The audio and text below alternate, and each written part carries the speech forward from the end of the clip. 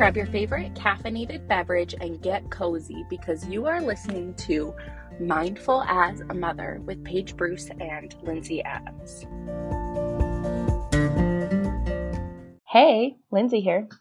The thing that gives me the most anxiety about raising my son is the fear that the world will try to force him to conform and become someone who is neurotypical passing.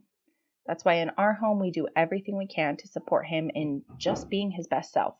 If he needs to stim, you got it, buddy. If he's having a sensory meltdown, let's cocoon and cancel our plans. Being his best self means trusting himself in a world that will tell him being himself is wrong. And that freaking breaks my heart for him. That fear used to paralyze me, but now it just empowers me to fight harder to change how we view and approach neurodiversity as parents. If I can give him a strong enough foundation of self-worth, he will be resilient and brave enough to be himself.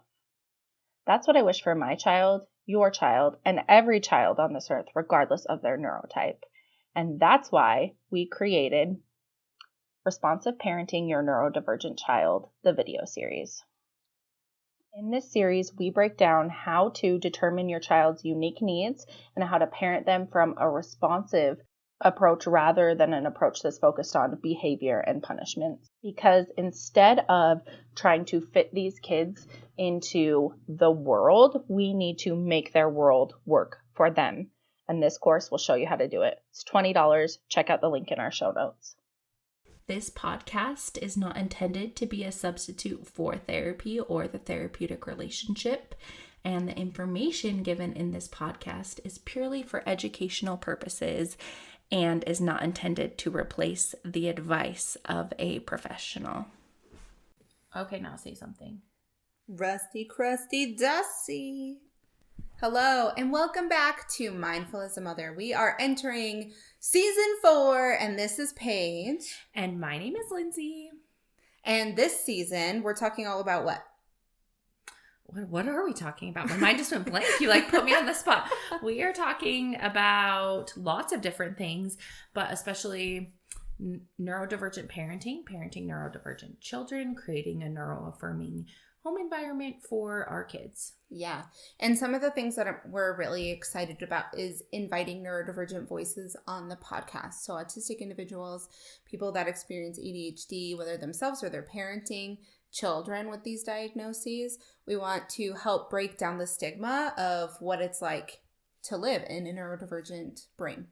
Yes. And I feel like hearing lived experience from people who live with autism and ADHD, and they are probably people that you could meet in the grocery store and you would have no idea, really helps break down the stigma of neurodivergent and these neurodivergence and these specific, if you want to call them, diagnoses. Yes.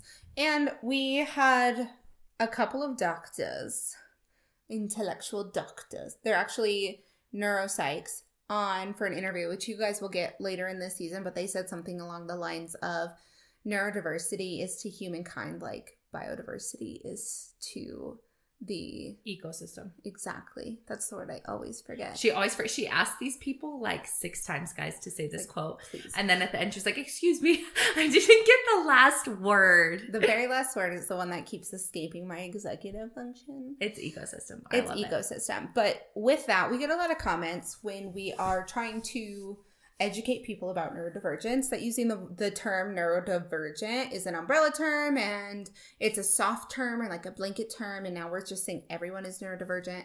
And in reality, neurodiversity exists in humankind, period. Whether you have specifically had a diagnosis, you're self-diagnosing, you just identify with 1 or 2 examples of the things we're discussing, I think it's important to understand that one brain is not identical to another brain. Yeah, and that's the perspective we really take, and we do use more umbrella terms in our content, and we will talk about specific things, but the umbrella terms really help us find people that resonate with our content, and it's not that we're afraid to say the words autism and ADHD. We've also gotten that. Yeah. And I know that that's a piece for some people who struggle with accepting that maybe their child's autistic or that they're autistic, but the language is so weird, and I mean weird in a sticky way.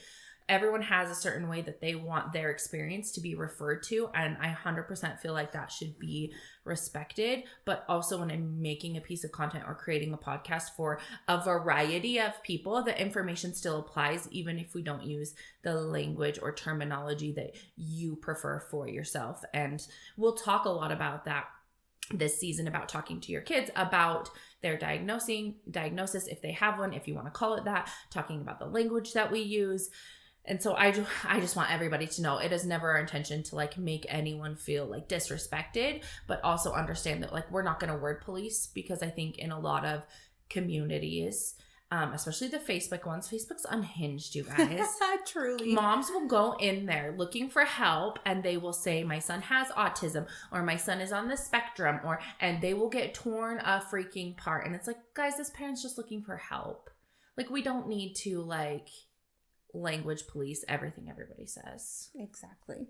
So with that, these first couple episodes of the podcast, we're going to be talking specifically about the stress cycle. And the book that we're referencing for today is called Burnout, The Secret to Unlocking the Stress Cycle, specifically just part 1. It's divided into 3 parts. So to understand the stress cycle, which the stress cycle is also what we call fight or flight. It's also what we call anxiety. It's what we call like a panic response. These are all things that are synonymous. Lizard brain? The lizard brain. Yeah. Yes. They're all synonymous. Survival We're talking about the stress cycle, period. Yeah. And everyone experiences the stress cycle. It's a human experience. So you need to understand what burnout is.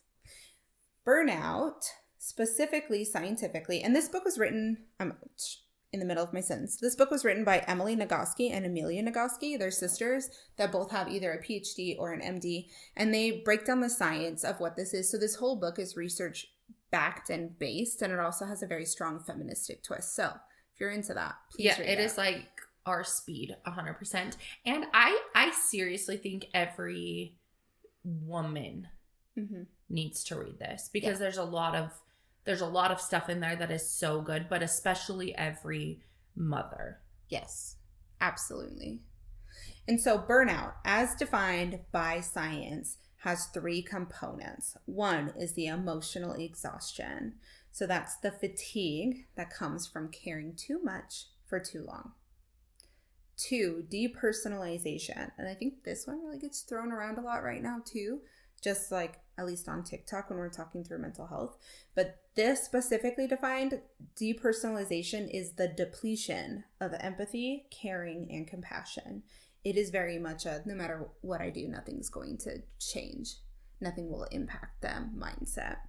And 3, decreased sense of accomplishment. So an unconquerable sense of futility. Basically, like nothing that you do makes any difference. Like you'll never accomplish anything, you won't move forward. So this happens in the helping professions, and something that I've passionately talked about since Lindsay and I first met is actually parental burnout. Yes. And we specifically did a podcast around parental burnout, and I've taught classes separately on parental burnout.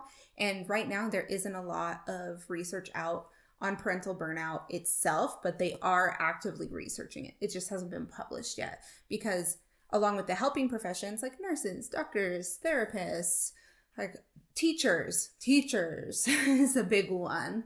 Parenting falls within the helping profession, more or less. Well, yeah, and your caregiving. So like we talk about, if you're caring for a disabled or like older person, they talk about burnout a lot and like caregiving, and that's essentially what parenting is like taking care of someone, meeting their needs 24/7. Yeah, exactly. So I want to know, Lindsay, is there a time when you felt burnt out? Yes, there's a couple times in my life. The big one is when I like started breaking out in hives all over my body. That's a good example. I know. And this was probably right before I started Mindful as a Mother. This is when I really like started to learn about the nervous system and stress responses in myself and polyvagal theory and all the things. But my body would have a stress response of breaking out in hives. Nothing could make it go away. I couldn't like take ibuprofen or it would get worse. And I went to the doctor and they were just like, oh, for some people this goes away in like 6 months. For some people it never goes away. And I was like, oh great, this sounds awesome. Yeah. I was like not down with that. So I went to Dr. Google and started like researching, and that's how I found out about burnout and the stress cycle. Yeah, which is funny because at that point, weren't you already a clinician? Like, weren't you already a counselor? Mm-hmm. Yeah. Mm-hmm. So this isn't something I would say is just like layman knowledge. Like, this isn't just something that average people just get to know about. Yeah, they don't teach. It's not taught about, and it Yes. definitely should be. Absolutely, because all humans experience this. So we're going to talk specifically about women. And there's the idea of the stress cycle is the idea that we encounter stress, we have a response, and then there has been ways throughout evolution that we have signaled to our body the stressor is neutralized. And like we don't have to feel like there's a threat anymore. And then we close the stress cycle, like it ends. Mm-hmm. Ta-da! So something that I talk about a lot, and I know I've mentioned on this podcast before, is that emotions basically go through tunnels in our body. If you think about it like a train through a tunnel. And so sometimes we're able to experience emotion, it goes through the tunnel, and then it exits the tunnel. And other times we feel exhaustion and burnout when we're experiencing these emotions, like the train going through the tunnel, and then it just stops. It's stuck.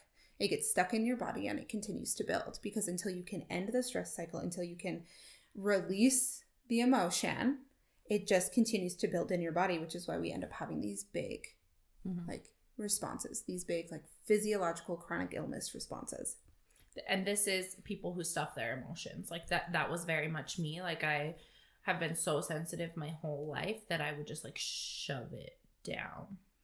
Because that's what you were taught to do, right? And then it all has to come out. Eventually, right? Yeah, the tunnel gets clogged, my friends. So we talk about exhaustion happens right before actual burnout. Mm-hmm. And exhaustion can happen when we get stuck in an emotion, right? It doesn't go through the tunnel. And I appreciated that they talked about different ways that we could get stuck. And it could just be we're experiencing something really intense, but also it's because we are being constantly exposed to situations that activate that emotion. One of those being human giver syndrome.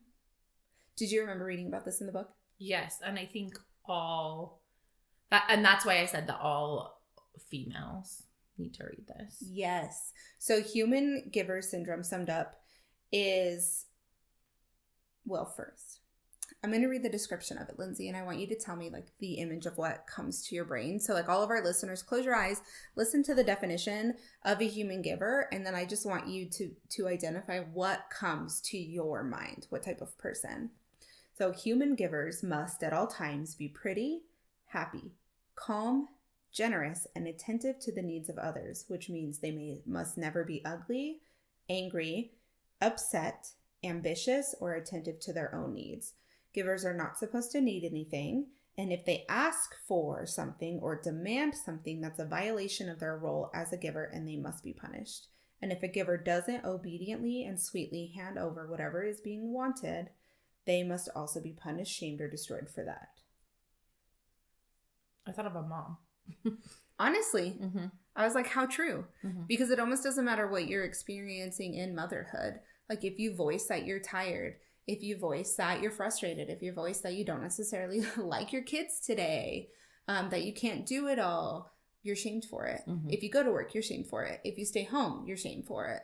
It's like the expectation that you're always meant to be on and available, even to the detriment of your own experience. And if motherhood is hard in any way, like you can't hack it and you're shamed for it. Yeah, like you were made for this. Yeah. And you can't do it. Like what a failure. I also shared this post today to our stories actually, where somebody posted a reel talking about how we should be celebrating how women choose to spend their life, whether it's having kids or not having kids. And I 110,000% agree with that. And then they shared some of the comments they got on that because, again, the internet is wild. And one of them was from other women talking about if you didn't have children, then you don't have a purpose in life. Like you might as well not be contributing at all. Oh my God. I know, I was surprised. And then the other one that I was like, this is definitely a Chad.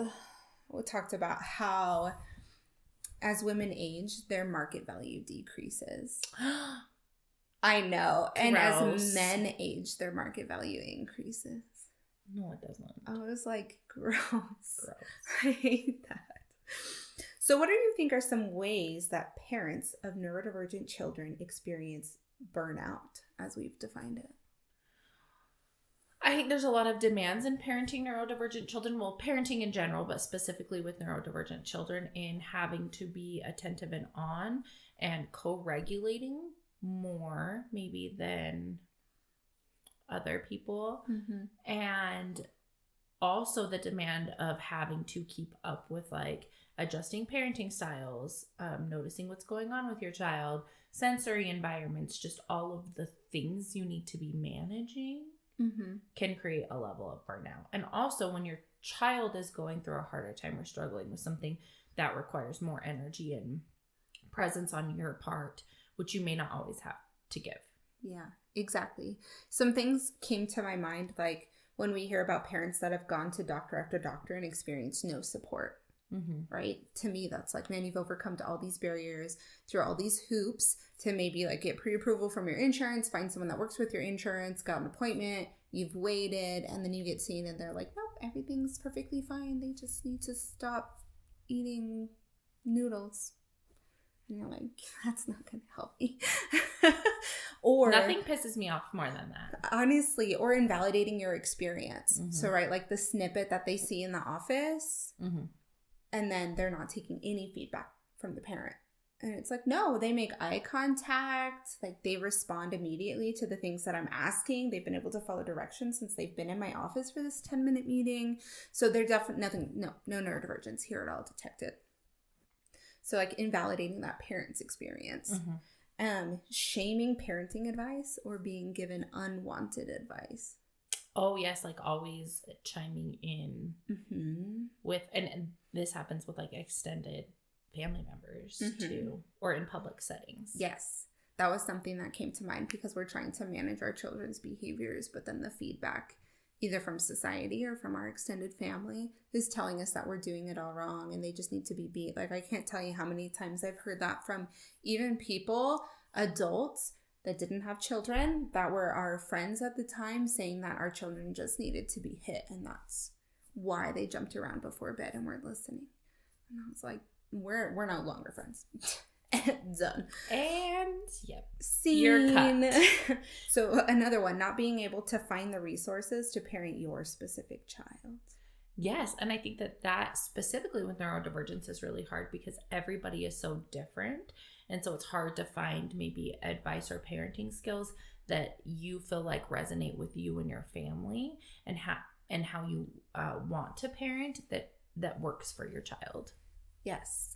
And so I called Lindsay today actually because I think there's a level of burnout when you're parenting neurodivergent children, and then there's a level of exhaustion or burnout when you're neurodivergent parenting mm-hmm. neurodivergent children. Mm-hmm. And so I called her this morning as soon as I was able to escape the house for podcast weekend, and we're later than we had planned, and we both are late, and I was like, yeah, it was a total mess this morning, and I was so dysregulated and anxious and overwhelmed myself because I had to like stay calm and patient and focused to help each of my 3 children through their own individual experiences this morning. Mm-hmm.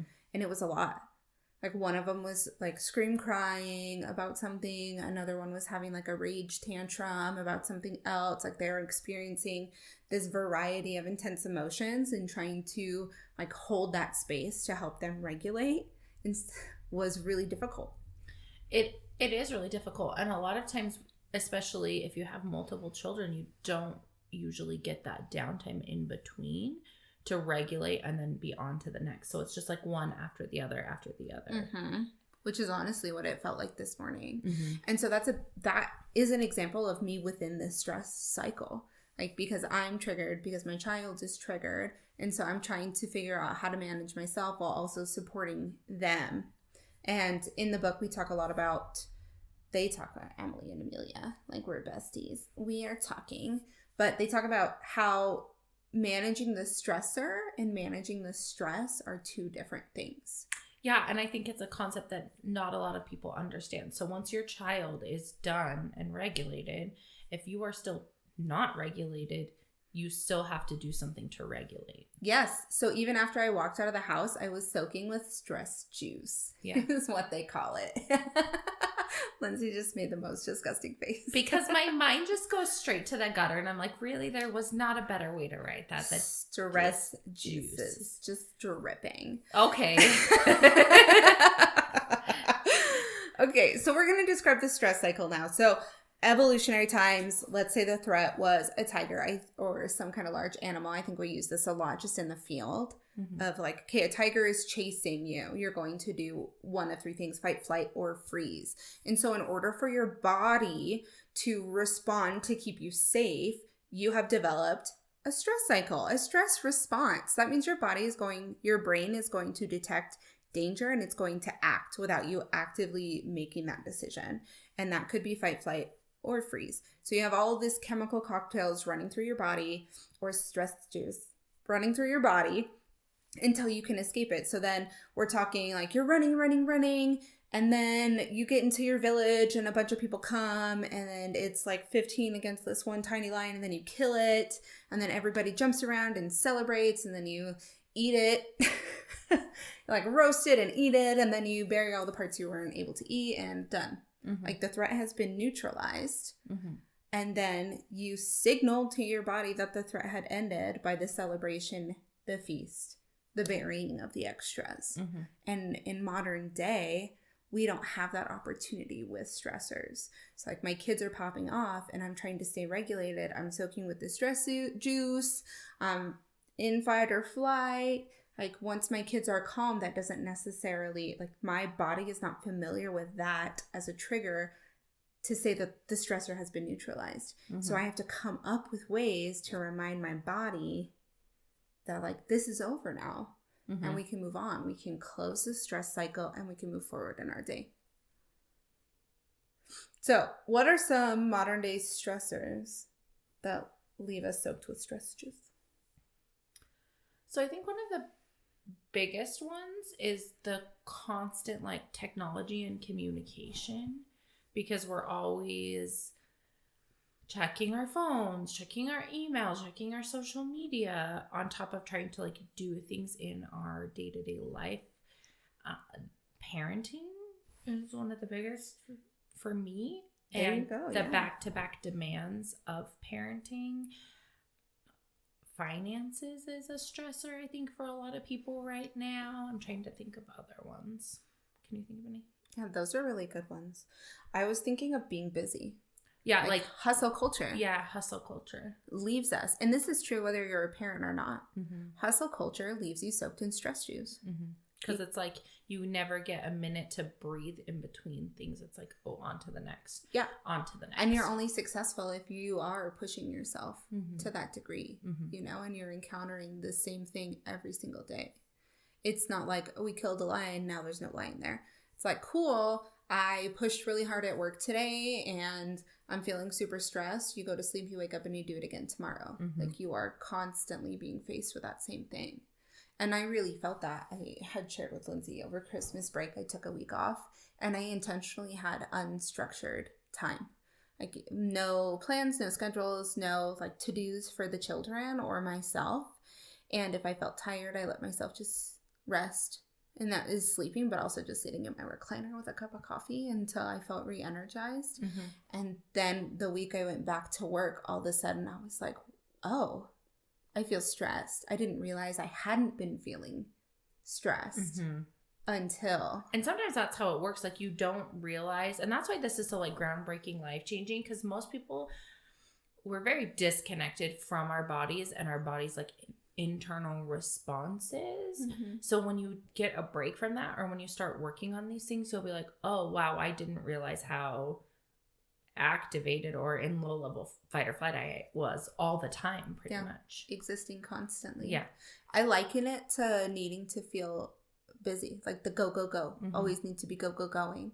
And I think too, like you said, our devices, we're so connected to our devices that have very like short videos, TikToks, Reels, right? Those 10 to 15-second attention grabbers, or those notifications, or those text messages, and we get trapped in that. And so I thought about that too as a modern day stressor. Mm-hmm. And then also the overconsumption of other people's lives. Yeah. Leading to comparisons Mm-hmm. and letting that be a stressor. Mm-hmm. Because then it creates this, I'm always comparing myself. And I think that's part of why we're maybe so disconnected from ourselves, is because we're always like looking for entertainment or like stimuli like outside of ourselves. It's all we're always looking at someone else's life. We're always looking at, you know, someone's stories. And I love Instagram as much as the next person, but I think it does create this like lack of internal awareness. Mm-hmm. And it leaves us without the ability to close the stress cycle. Yeah. Because we just keep consuming it. Yeah. Right. That's the nature of how they designed these apps and devices, though. So I'm not saying that that's a human fault. Like, you listening are making this mistake and you're doing all these things, and shame on you. This is how they were designed. Mm-hmm. Like, this is their purpose. Mm-hmm. And so it's really knowing and being able to understand that. Mm-hmm. I also thought about how if I was just working, I wouldn't feel as stressed. But the idea that I'm working and also managing the house, and then also trying to show up as mom for my kids, whether that's like carpooling to their activities or helping them tend to their basic needs of like food and hygiene or homework. It's like, if I wasn't doing all of that, which society is really demanding of me right now, then I don't think I would be as like juicy. Oh yeah, I agree. Because I had the same experience over Christmas break, and I only worked like a couple days, but things were just very low key. And I think we had been on our podcast break. So we came back on Monday and we were like talking about the podcast, and we were like, oh shit, we have a podcast. We've got to like, I have tasks every week that I have to do for that, that I haven't done in months. And it all felt so stressful and so overwhelming. I'm fine now, but I think it is that lack of like, oh, I didn't realize how busy I was, or how I was constantly in this, like, I need to check off all of these to-dos. Yeah, exactly. And the other thing I was thinking is this level of parental shame, because something physically happening to us creates a stress response or puts us in fight or flight, but also something emotionally. And our perceptions of what's happening to us emotionally sets us into fight or flight. It does. So the idea that we're being shamed or judged, like, I think one really good example would be that my oldest was at school the first week back from Christmas break, and her teacher messaged me and asked that I pack her more food because she's saying that she's so hungry and eating the school snacks, and she finishes her whole lunch by snack time. And she's told the teacher that she wasn't eating breakfast every morning because she didn't have time because she was too rushed, which I was like, I love kids, dude. I was like, that's fake news, right? So I think a past version of myself, and I think even the present version really struggled with this. The past version of myself would have been all consumed by the potential judgment I felt from that teacher. Like, they think I don't feed my child. Yeah, or like I'm rushing her in the morning before school, so she's not eating. Yeah. And so then the teacher provided suggestions, like, maybe you can wake her up earlier. And this was before we had a dialogue. Wake her up earlier, or really hold her hand and help her eat, which I also, like, with my neurodivergent child, like, I don't hold her hands. I do teach her skills and routines. Yeah. And so the real story is that she has an iPod. It's an iPhone, but doesn't have any service. Yeah. And she has 30 minutes on it every day. And she was waking up and trying to do that. And she gets woken up an hour and a half before they need to be at school. And so she was waking up and spending 30 minutes doing that, and then dragging in the rest of her morning routine. Yeah. And then not eating and not packing the extra snacks that we have asked her to pack, and just taking her lunch instead of her bag with like all the snacks.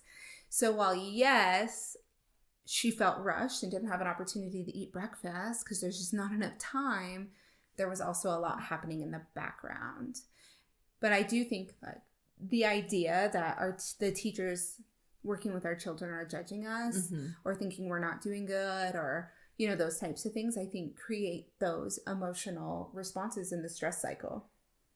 Yeah, I remember a time where I would go into fight or flight every time the school would call me with Sam. And it's not, and I think especially if you have a neurodivergent child that goes through struggles at school, there's going to be behavioral stuff. There's going to be things that are harder. And I just had to be like, okay, it's not that. I mean, the grand scheme of things, it's not that big of a deal. And I had to learn how to like take care of my own emotions through that. Yeah.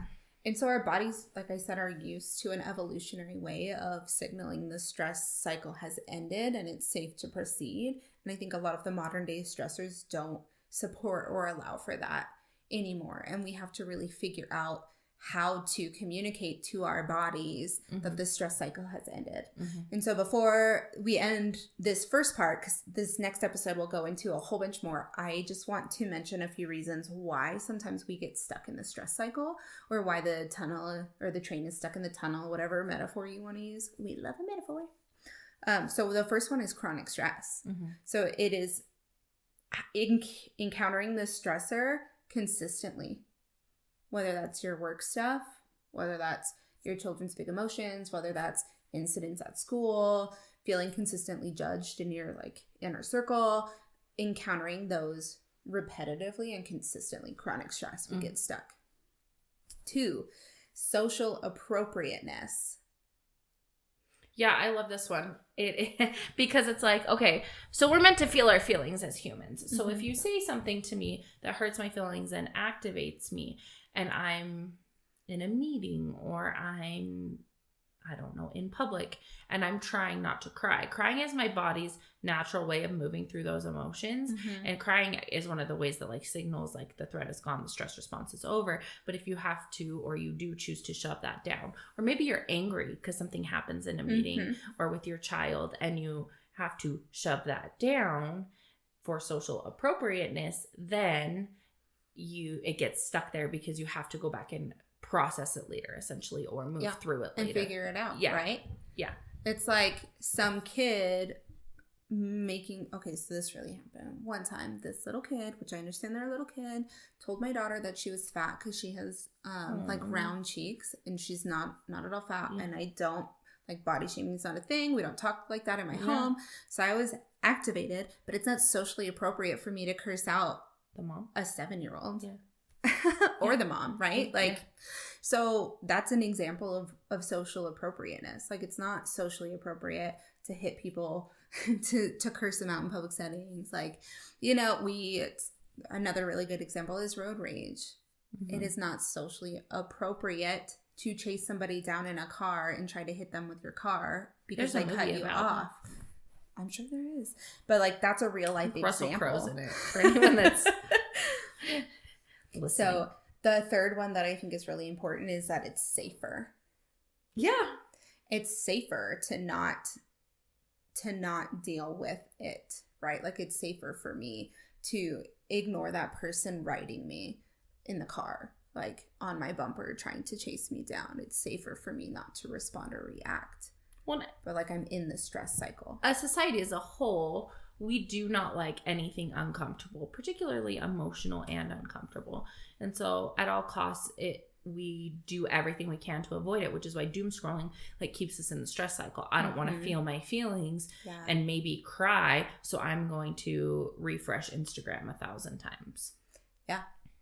Or not talk about the thing I really need to talk about, or like not have that conversation with my partner, right? And survival strategies aren't bad, right? They keep us safe. There's a reason we have them, but they also keep us stuck in the stress response. And one day you'll just wake up with a hive condition. Maybe not.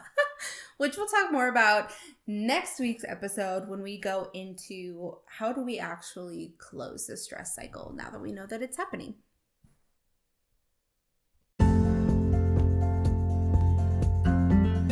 Thanks for coming to Mindful as a Mother podcast. If you'd like more of us and Mindful as a Mother, you can find Paige at Instagram at Parenting with Paige and Lindsay at Linz_Adams LCSW. Find us on TikTok, Instagram, and in our Facebook group, Creating Community and Smashing Parental Stigma, Embracing Mindful Motherhood and Positive Parenting. Thanks so much, and see you next time.